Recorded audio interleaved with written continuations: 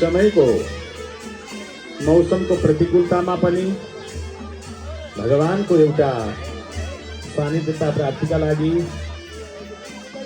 श्रद्धेय सन्त स्वामी सुबोधानन्द गिरिजी महाराजको यहाँ पदचाप परिसकेको छ।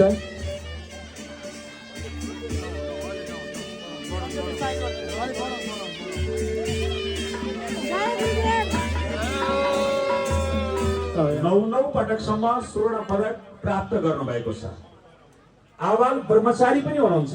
ब्रह्मचर्य अवस्थाबाट काशी पण्डित सभा र काशी विद्वत परिषदले विशेष उहाँ सुसज्जित र विभूषित हुनुहुन्छ।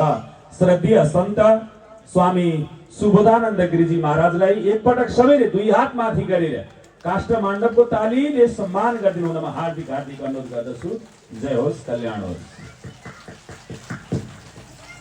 हामी धेरैको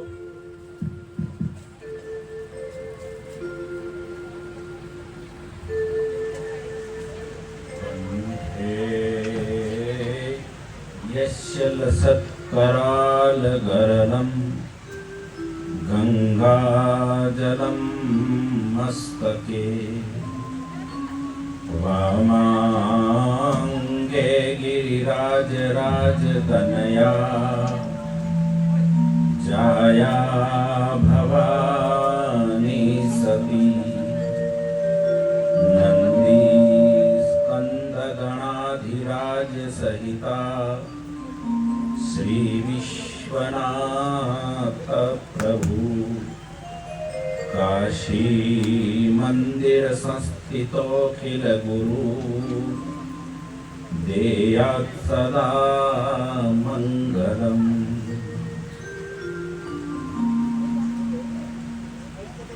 गुरुर्ब्रह्मा गुरुर्विष्णु गुरुर्देवो महेश्वरः गुरुः साक्षात् परब्रह्म तस्मै श्री गुरवे नमः। या देवी सर्वभूतेषु मातृरूपेण संस्थिता नमस्तस्यै नमस्तस्यै नमस्तस्यै नमो नमः। या देवी सर्वभूतेषु बुद्धिरूपेण संस्थिता नमस्तस्यै नमस्तस्यै नमस्तस्यै नमो नमः। अतुलित बलधामं हेमशैलाभदेहं तनुजवन कृशानुं ज्ञानिनामग्रगण्यं सकलगुणनिधानं वानराणामधीशं रघुपतिप्रियभक्तं वातजातं नमामि। सर्वे भवन्तु सुखिनः सर्वे सन्तु निरामयाः सर्वे भद्राणि पश्यन्तु मा कश्चित् दुःखभाग् भवेत्। स्वस्ति न इन्द्रो वृद्धश्रवाः स्वस्ति नः पूषा विश्ववेदाः स्वस्ति नस्तार्क्ष्यो अरिष्टनेमिः स्वस्ति नो बृहस्पतिर्दधातु।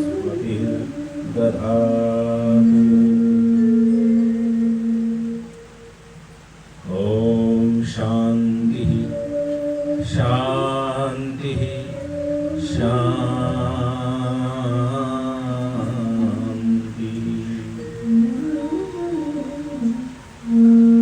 बोलिए यज्ञ भगवान की जय।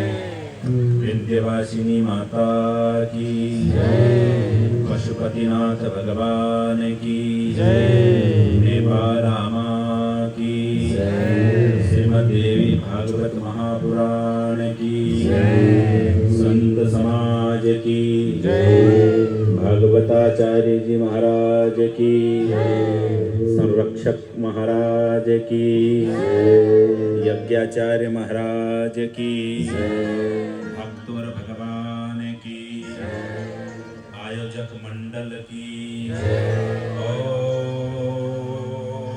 नमः पार्वती पतये हर हर महादेव शंभो।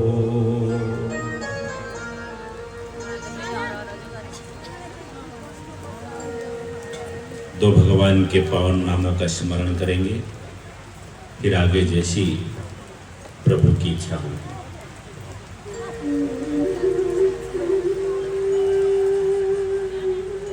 हरे रामा राम राम सीता राम राम राम, हरे रामा राम राम सीता राम सीता।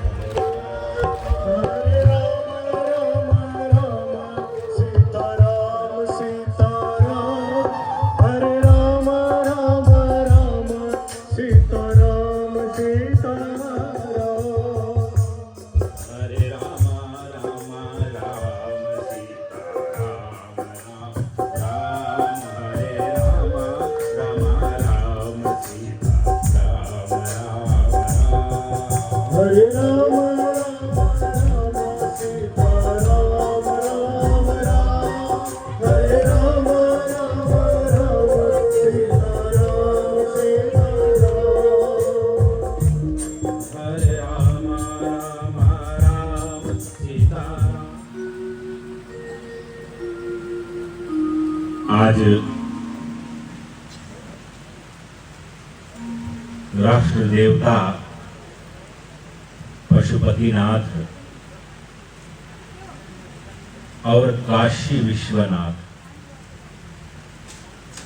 काशी विश्वनाथ में नेपाल के पुजारी है, एक नारायण जी नाम है, और पशुपतिनाथ में भारत के पुजारी है। ये एकता है। मिर्जापुर काशी के पास में ही मिर्जापुर में विंध्यवासिनी माता है। महाभारत काल से जुड़ी एक वहां पर कहानी भी है। जब भगवान श्री कृष्ण का अवतार होना था, तब कंस ने कि 8वीं जो संतान होगी देवकी को, वो तेरा काल होगी, ऐसी आकाशवाणी जब सुनी तो जितने भी संतान हुई, कंस ने सोचा कि 8वां मालूम नहीं कहां से प्रारंभ होगा, तो वो जितनी भी संतान हुई वो देवकी और वसुदेव उनको लाके दे देते थे, वसुदेव जी महाराज, और वो उनको पटक के मार देता था। किंतु जब नंबर आया तो एक कन्या को जब पटकने लगा लास्ट में, तो वो आकाश मार्ग में चली गई और आकाश में बिजली की तरह चमकी। वो कन्या फिर गई कहां?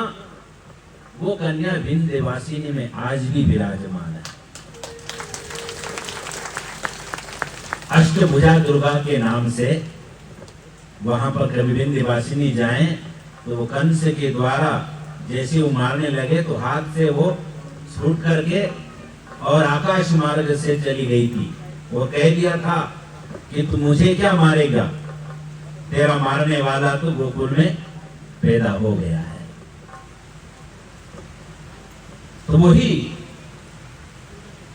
अष्टभुजा दुर्गा के नाम से वहां है। कभी जाएं विंध्यवासिनी में तो वहां दर्शन जरूर करना। विंध्यवासिनी शक्तिपीठ है और यहां भी विंध्यवासिनी माता है। वहां भारत में विंध्यवासिनी और यहाँ नेपाल में विंध्यवासिनी माता की एकता, भारत और नेपाल की एकता को सूत्र में बांधने वाले जगदाचार्य नेपाली बाबा महाराज का भारत में नाम है। नेपाल में तो है ही है, भारत में भी उनका नाम है। तो भारत में ही उनको जगदाचार्य की उपाधि से विभूषित किया गया था, कारण कि उन्होंने इतने यज्ञ किए, राष्ट्र एकता, समाज की एकता, धार्मिक भावना से ओतप्रोत,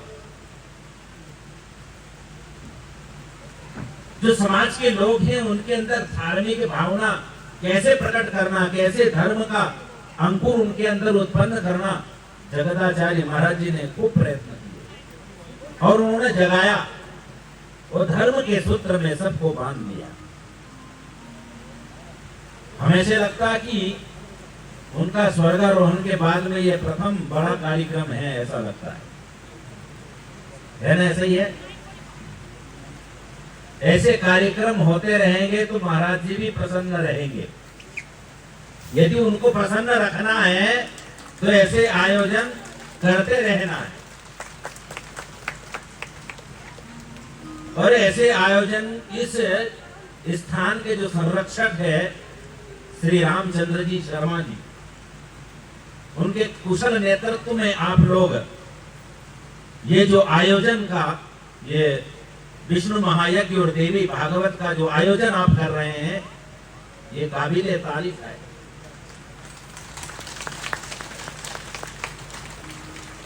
और हमारे देवी भागवताचार्य जी, जो आप सबको इतना बरसात पानी गिरने के बाद भी आपको यहाँ एक सूत्र में बांध कर रखा हुआ है, ये तो इंद्र भगवान की कृपा है कि जल बरस गया, नहीं तो पांडाल में जगह नहीं होती, कहाँ बैठा थे।